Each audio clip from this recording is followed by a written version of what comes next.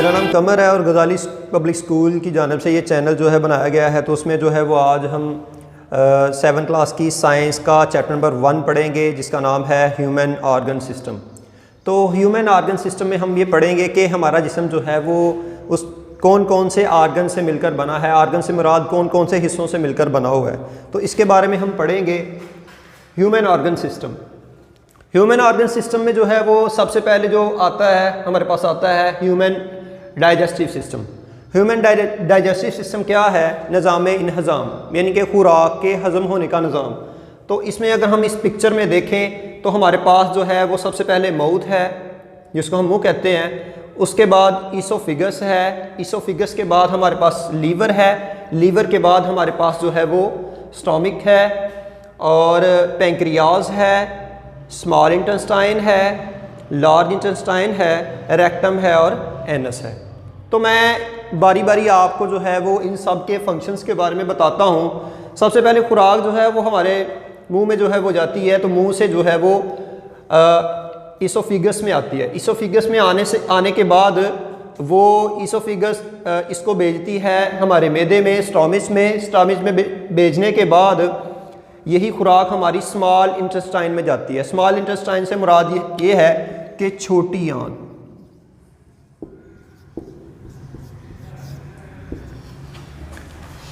उसके बाद यही खुराक जो है वो लार्ज इंटेस्टाइन में जाती है।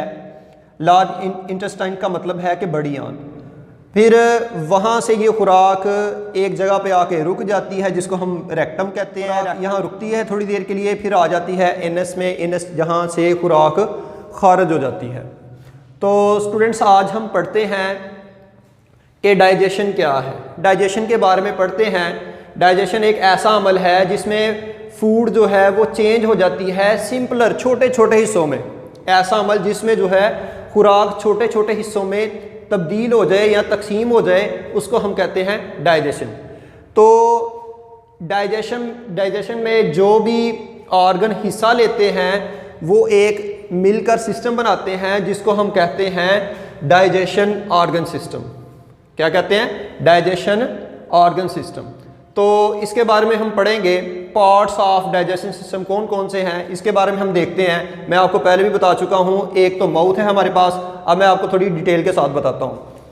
माउथ में क्या होता है कि यहाँ से शुरू होता है डाइजेशन का सिस्टम। खुराक के हजम होने का सिस्टम जो है वो यहाँ से ही शुरू होता है। सबसे पहले हम खुराक जो है वो अपने मुँह में लेके जाते हैं। जो हमारे दांत हैं, टीथ जो होते हैं हमारे, वो खुराक को तोड़ते हैं। उनको तोड़ने के बाद जो है उनमें सलाइवा मिक्स हो जाता है। सलाइवा मिक्स होने के बाद सलाइवा कहाँ से आता है? हमारे स्लाइवरी ग्लैंड से। स्लाइवरी ग्लैंड से हमारा जो है वो सलाइवा आता है, जिससे जो है वो जो खुराक में मिक्स हो जाता है। मिक्स होने के बाद ये जब सारा अमल हो जाता है तो हमारी ज़ुबान जो है उसको मज़ीद जो है वो आगे धकेलती है। जब वो हमारी ज़ुबान उस खुराक को आगे धकेलती है, जैसे ये खुराक यहाँ से आगे कैसे जाएगी, ज़ुबान इसको आगे धकेलेगी।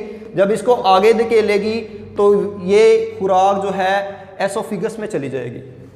एसोफिगस में जब ये खुराक जाएगी तो एसोफिगस एक ऐसी नाली है, खुराक की नाली है, जिसमें जो है वो खुराक जब जाती है तो ये खुराक को कैरी करती है, आगे ले जाती है। खुराक को आगे ले जाती है, कहाँ ले जाती है? यानी कि हमारे मैदे में ले जाती है। तो कैसे लेके जाती है? जैसे ये जो नाली है, जब खुराक इसमें आती है तो ये वेव की तरह जो है वो मूव करती है। वेव की तरह कैसे मूव करती है?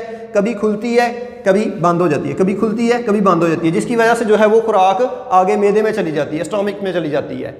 तो इस मूवमेंट को हम कहते हैं पेरास्टैल्टिक मूवमेंट। कि जब खुराक ईसोफिगस से मैदे में चली जाएगी, स्टोमिच में चली जाएगी। तो स्टोमिच के बारे में हम पढ़ते हैं कि स्टोमिच क्या है। स्टोमिच जो है वो हमारा मैदा है, ये हमारा मैदा है। मैदे को देखें तो जब इसमें खुराक जाती है तो ये जे शेप की शक्ल में होता है, यानी कि इसकी शक्ल जो है वो जे शेप जैसी है। इसमें खुराक जो है वो मिक्स होती है। इसका काम है खुराक को मिक्स करना। किससे मिक्स करता है? इसमें ना एक एसिड पाया जाता है जिसको हम कहते हैं HCl। तो इसको हम पढ़ते हैं डाइजेस्टिव जूस। तो इस एसिड को HCl कहते हैं। जब ये खुराक में मिलता है तो खुराक मज़ीद जो है वो और छोटे छोटे हिस्सों में बढ़ जाती है, तकसीम हो जाती है। और खुराक इसमें तकरीबन 4 घंटे तक मौजूद रहती है। हमारे मैदे में खुराक जो है वो 4 घंटे तक मौजूद रहती है। तो जब ये सारा काम हो जाता है 4 घंटे के बाद, यही खुराक जो है वो छोटी आंत स्मॉल इंटेस्टाइन में चली जाती है।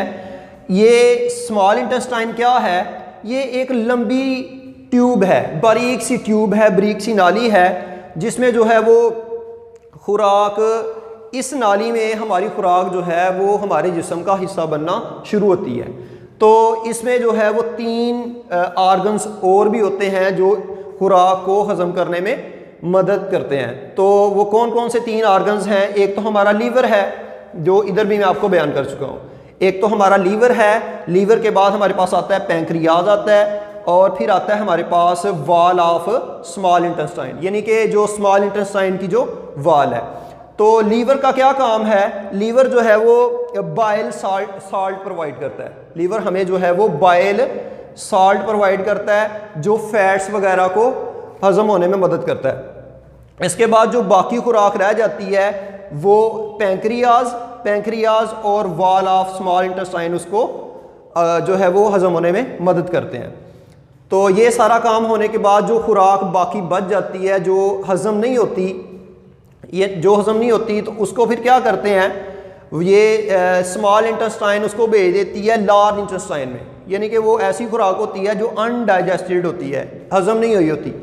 तो ये लार्ज इंटेस्टाइन में जो है वो खुराक ऐसी खुराक जो हमारे स्मॉल इंटेस्टाइन ने कबूल ना की हो, उसमें हल ना हुई हो, तो वो जो है वो आ जाती है लार्ज इंटेस्टाइन में।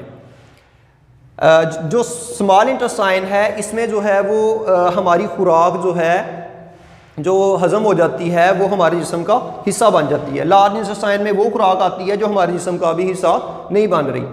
तो अनडाइजेस्टेड फूड इसमें आ जाती है लार्ज इंटेस्टाइन में। इसमें जो है वो काफ़ी ज़्यादा पानी की मिकदार मौजूद होती है लार्ज इंटेस्टाइन में, और ये जो पानी की मिकदार होती है वो सारी की सारी जो है वो लार्ज इंटेस्टाइन में है। इसके बाद जो खुराक होती है जो हजम नहीं हुई होती, तो वो रिएक्टम में जो है वो रेक्टम में आके जमा हो जाती है, वहाँ आके रुक जाती है, और इनस के ज़रिए जो है वो खारिज कर दी जाती है। इनस के ज़रिए जो है वो खारिज कर दी जाती है। तो उम्मीद है कि आपको इस टॉपिक की जो है वो समझ आ गई होगी। तो इंशाल्लाह जो है हम जो नेक्स्ट पढ़ेंगे इसके बारे में, इसका पढ़ेंगे डिसऑर्डर या ऐसी बीमारियां जिसकी वजह से जो हमारा डाइजेस्टिव सिस्टम है वो ख़राब होता है। तो हम नेक्स्ट जो है वो लेक्चर में देखेंगे इंशाल्लाह।